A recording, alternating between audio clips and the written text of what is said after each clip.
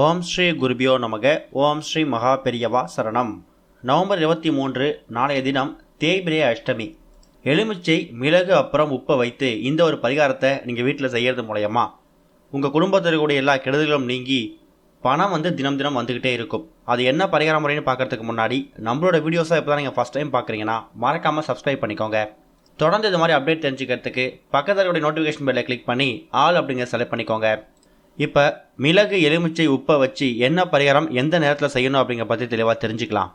தேய்பிரை அஷ்டமி அப்படிங்கிறது வாழ்க்கையில் இருக்கக்கூடிய நம்மளோட கஷ்டங்களை தேய்ந்து போக வைக்கக்கூடிய ஒரு அற்புதமான ஒரு அஷ்டமி. காலபைரவர் அப்படிங்கிறவர் ஒரு காவல் தெய்வம். ஒருத்தவங்களுக்கு எதிரிகள் தொல்லை அதிகமாக இருக்குது அப்படின்னா அவங்க கட்டாயம் காலபைரவர் தான் வணங்கணும். 8 திக்குகளுக்கும் காவல் தெய்வமாக இருக்கக்கூடிய காலபைரவரை நாம் ஒரு மாதமும் வரக்கூடிய அஷ்டமி விரதத்தன்னைக்கு வழிபாடு செய்யும்போது நம்மக்கிட்ட இருக்கக்கூடிய எல்லா கெடுதல்களும் நீங்கி ஓடிடும். சனி, ராகு, கேது இது மாதிரி கிரக தோஷங்களால் ஏற்படக்கூடிய பாதிப்பையும் காலபைரவர் வணங்குறதால அந்த பாதிப்பில் நம்ம விடுபட முடியும். சொல்லப்போனால் சனி பகவானுக்கு குருவே இந்த காலபைரவர் தானா. ஒரு மாதமும் தேய்பிரை அஷ்டமி, வளபிரை அஷ்டமின்னு சொல்லி 2 விதமான அஷ்டமிகள் வருது இல்லையா. அதில் இந்த வளபிரை அஷ்டமி அப்படிங்கிறது நம்மக்கிட்ட இருக்கக்கூடிய வளங்கள், செல்வங்கள் வளர்ந்துக்கிட்டே போகணும் அப்படிங்கிறத வணங்கக்கூடிய ஒரு அற்புதமான ஒரு அஷ்டமி. நம்மக்கிட்ட இருக்கக்கூடிய கஷ்டங்கள் தேய்ந்து போகணும், கரைந்து போகணும் அப்படிங்கிறதுக்காக வணங்கக்கூடிய ஒரு அற்புதமான அஷ்டமி விரதம். தேய்பிரை அஷ்டமி விரதத்தில் பொதுவாகவே சிவாலயங்களில் காலபைரவரை ராகு கால நேரத்தில் வணங்குறது சிறப்புன்னு சொல்லுவாங்க. அப்படி பார்த்தீங்கன்னா சனிக்கிழமை நாளைய தினம் காலைல 9 மணிலேருந்து 10:30 மணி வரைக்கும் ராகு காலம் இருக்குது. அஷ்டமி திதி அப்படிங்கிறது இன்று இரவு, அதாவது நவம்பர் 22 வெள்ளிக்கிழமை இரவே ஆரம்பிச்சிடுது. அது சனிக்கிழமை இரவு 11:45 வரைக்கும் இருக்கிறதால சனிக்கிழமை நாள் முழுக்க நீங்கள் எப்போ வேணாலும் நீங்கள் பைரவருக்கு வழிபாடு செய்யலாம்.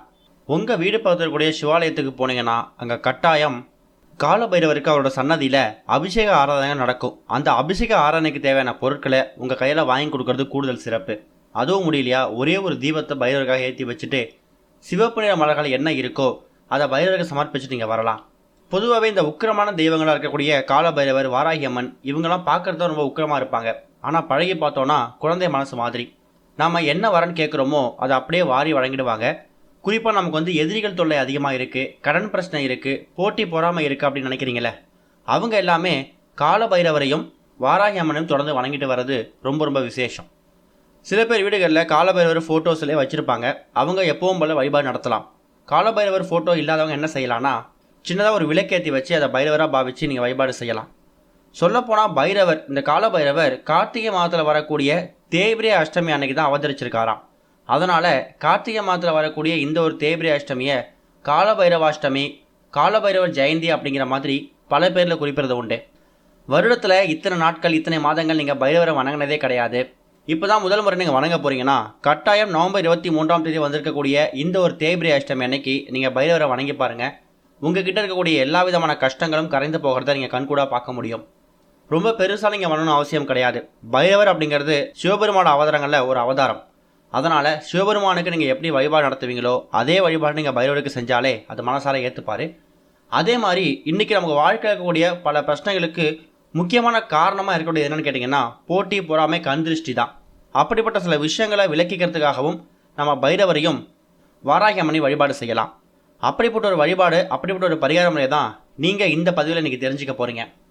இந்த பதிவில் காலபைரவருக்கு உகந்த சில முக்கியமான பொருட்களை வச்சும் அது கூட எலுமிச்சையை சேர்க்கும் போது உங்ககிட்ட இருக்கக்கூடிய, உங்களை சுற்றி இருக்கக்கூடிய எல்லா விதமான கெடுதல்களையும் அதை விரட்டி அடிக்க போகுது.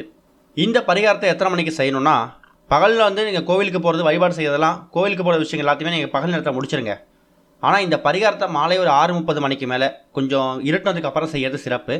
6:30, 7 மணிக்கு மேலே பூஜையில் விளக்கேற்றி வச்சுட்டு, ஒருவேளை பைரவர் ஃபோட்டோ இல்லையா, ஒரு விளக்கேற்றி அதை பைரவராக பாவிக்கலாம்.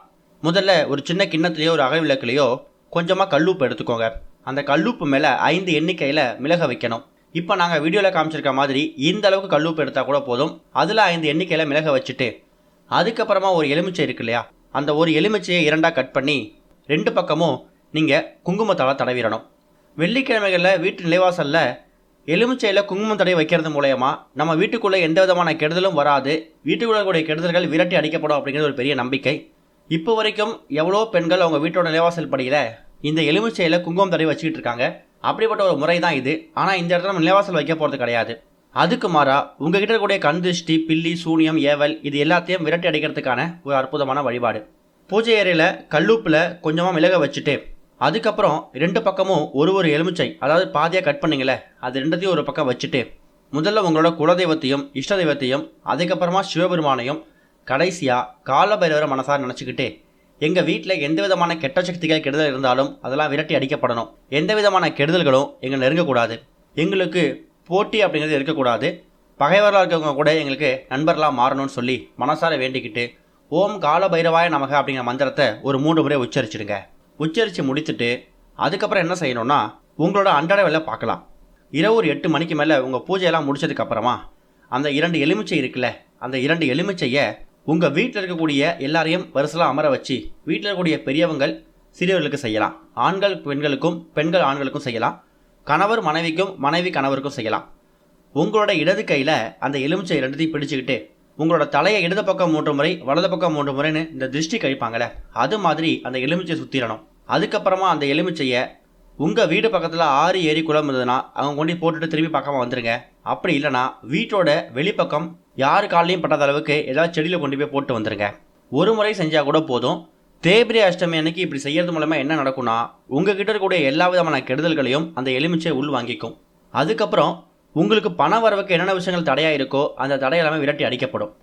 இப்போ ஒரு சின்ன அகல் விளக்கு மேலே கொஞ்சமாக கல்லுப்பும் அது மேலே மிளகும் வச்சுருக்கீங்களே, அந்த மிளகை மட்டும் எடுத்து நீங்கள் பத்திரப்படுத்தி உங்களோட பீரோலாக்க கலாப்பட்டில் வச்சுடுங்க. அந்த கல்லுப்பை மட்டும் உங்கள் வீட்டோட சிங்கில் கரைச்சி விட்டுருங்க. கல்லுப்பு அப்படிங்கிறது எதுக்காக நேரத்தில் வச்சுருக்கோன்னா, கல்லுப்பும் திருஷ்டியை போக்கக்கூடிய ஒரு அற்புதமான ஒரு பரிகாரம் தான். மிளகு எதுக்காக வச்சோன்னா, மிளகு கடன் பிரச்சனையை தீர்க்கக்கூடிய ஒரு பொருள். பார்க்குறதுக்கு ரொம்ப எளிமையான பரிகாரம் மாதிரி தெரியும். அந்த எலுமிச்சையை 2 பக்கமும் கட் பண்ணி தலையை திருஷ்டிகரமாக கழிச்சிட்டு அதுக்கப்புறம் நீங்கள் தூக்கி போடுறது தான் இதில் முக்கியமான விஷயமே. ஒருவேளை வெளில இங்கே தூக்கி போட முடியலையா, உங்கள் தெருவுக்குன்னு குப்பை போடுறதுன்னு பொதுவாக இடம் இருக்கும், அந்த இடத்துல போட்டு திரும்பி பார்க்காம வந்துடுங்க. இதை அஷ்டமி அன்னைக்கு இரவு ஒரு தூங்க போகிறதுக்கு முன்னாடி ஒரு 9 மணிக்குள்ளே செஞ்சிடணும்.